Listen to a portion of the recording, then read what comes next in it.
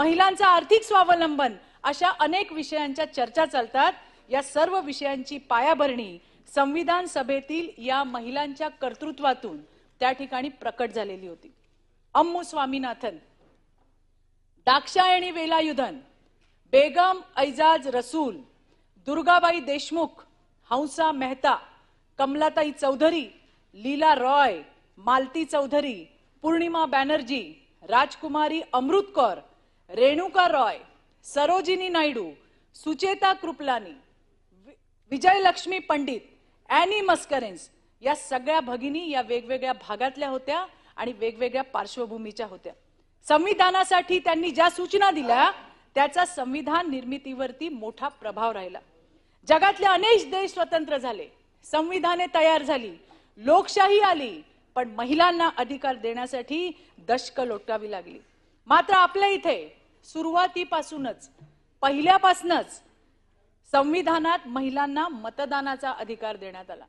मी तर नेहमी असं म्हणते की या देशातल्या महिलांनी ज्या आपल्या कुठल्या ईश्वराला मानत असाल त्याच्या सोबत जर वंदन करायला हवं तर ते महामानव डॉक्टर बाबासाहेब आंबेडकरांचं वंदन करायला हवं की त्यांनी आपल्याला मतदानाचा अधिकार दिला।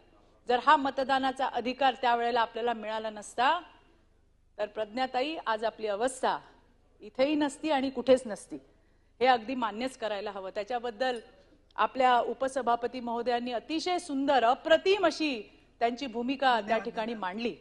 ताई, आज मला आनंद होतोय की या ठिकाणी मला बोलायची संधी मिळाली। पण सध्या काय सुरू आहे?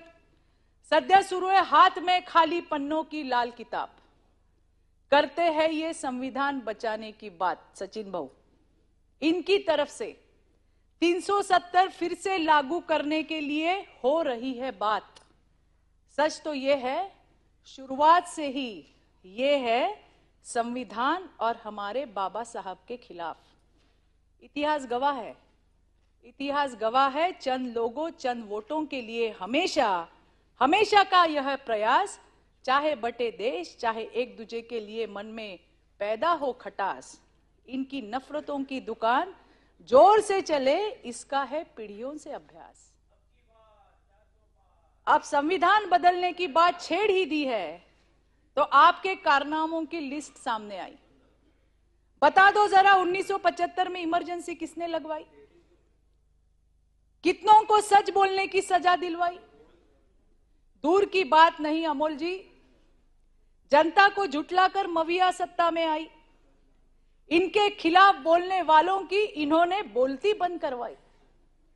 कंगना रानावत हो, राणा दाम्पत्य को, केतकी चितड़े हो, अनंत कर्मुसे हो, निखिल भामरे से लेकर पत्रकार अर्नब से लेकर राहुल कुलकर्णी तक इन्होंने सजा दिलवाई।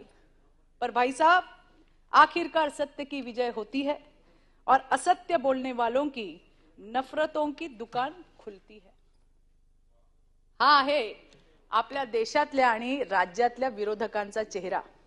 आणि हो सभापती महोदय, आज मी हे सभागृहात मांडतीये, हे माझं अभिव्यक्ती स्वातंत्र्य आहे, हा स्वैराचार नाहीये बरं।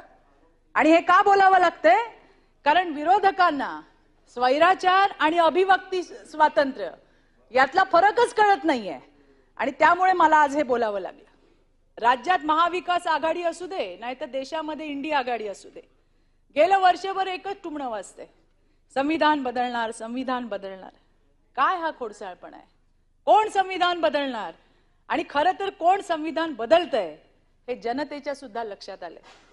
जेव्हा 5 ऑगस्ट 2019 ला जम्मू काश्मीर मधून 370 हटवलं तेव्हा तिथे पहिल्यांदा स्वातंत्र्यानंतर पहिल्यांदा संविधान लागू करण्यात आलं।